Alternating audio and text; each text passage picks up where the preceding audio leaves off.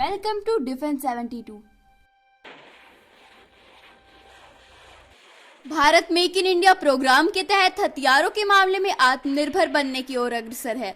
कई ऐसे हथियारों का निर्माण भी होने लगा है जिनकी डिमांड डिफेंस सेक्टर में लगातार बढ़ रही है।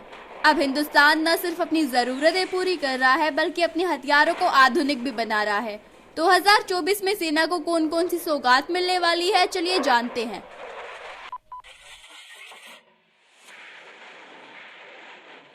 भारतीय सेना को मॉडर्नाइज करने का सिलसिला लगातार बढ़ रहा है, जिससे मेक इन इंडिया मिशन को ताकत भी मिल रही है।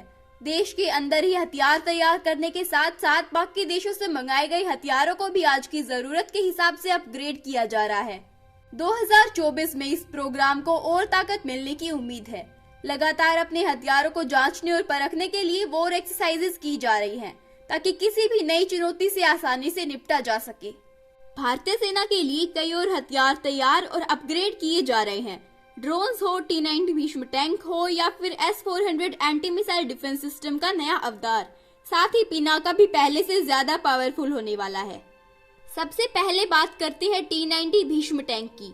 टैंक की कमांडर साइड का रेट्रो मॉडिफिकेशन किया जा रहा है, जिसकी वजह से T-90 के कमांडर लंबी दूरी पर भी टारगेट का पता लगा सकेंगे।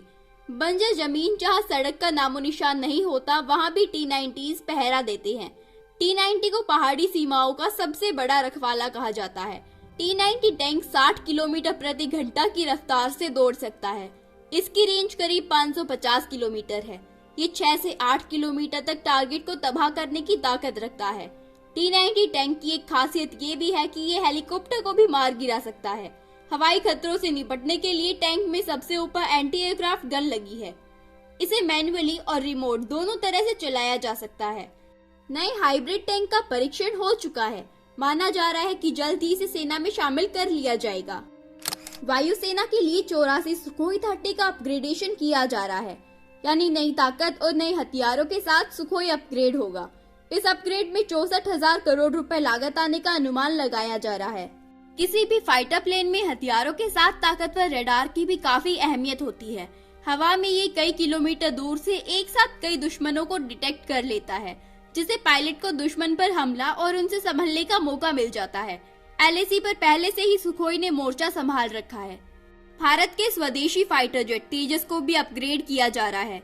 जल्द ही भारत में ही तेजस के लिए इंजन बनने शुरू हो जाएंगे। इसके लिए अमेरिका से सारे क्लियरेंस मिल चुके हैं। इंजन बनाने वाली कंपनी JE और HAL भारत में ही F414 इंजन बनाएंगे, जिसे तेजस मार्क 2 फाइटर जेट में लगाया जाएगा। तेजस मार्क 2 मौजूदा फाइटर मार्क 1 के कंपैरिजन में न सिर्फ ज्यादा पावरफुल होगा, बल्कि इसमें लगे अटैकिंग सिस्टम्स भी बेहद एडवांस होंगे। इसका नया वर्जन ब्रह्मोस मिसाइल से लैस होगा। इसमें मिराज 2000 की तरह लेजर गाइडेड बॉम्ब्स भी लगाए जाएंगे। भारतीय वायुसेना के लिए 5th generation fighter jet AMCA यानी एडवांस मीडियम कॉम्बैट एयरक्राफ्ट का निर्माण जल्द शुरू हो सकता है। साथ ही भारत और रूस ब्रह्मोस मिसाइल के जिस हाइपरसोनिक वर्जन पर काम कर रहे हैं, उसे ब्रह्मोस 2 का नाम दिया गया है। माना ये जा रहा है कि ब्रह्मोस मिसाइल जिरकोन जैसी ताकत से लैस होगी। ब्रह्मोस 2 में स्क्रैमजेट इंजन लगाए जाएंगे, जो इसे तेज रफ्तार के साथ ग्लाइड करने की कैपेबिलिटी भी प्रोवाइड करेंगे। इस मिसाइल की रेंज 600 किलोमीटर की होगी, जिसे बढ़ाकर 1000 किलोमीटर तक किया जा सकता है, यानी ब्रह्मोस के टारगेट पर समूचा पाकिस्तान होगा। ये BrahMos 2 hypersonic missile antiship, land attack, सतह से सतह पर मार करने वाली मिसाइल होगी। इसे युद्धपोत, पनडुब्बी, फाइटर जेट या मोबाइल लॉन्चर से दागा जा सकता है। इस समय दुनिया के सभी बड़े देश अपनी सुरक्षा को लेकर काफी सतर्क हैं। दुनिया भर में एडवांस वेपन्स विकसित करने की होड़ मची है, लेकिन जहां तक हिंदुस्तान की बात है, देश अब हथियारों को एक्सपोर्ट भी करने लगा है और नए वर्जन्स भी देश के अंदर ही बनाए जा रहे हैं। Thanks for watching. Stay tuned for more such updates.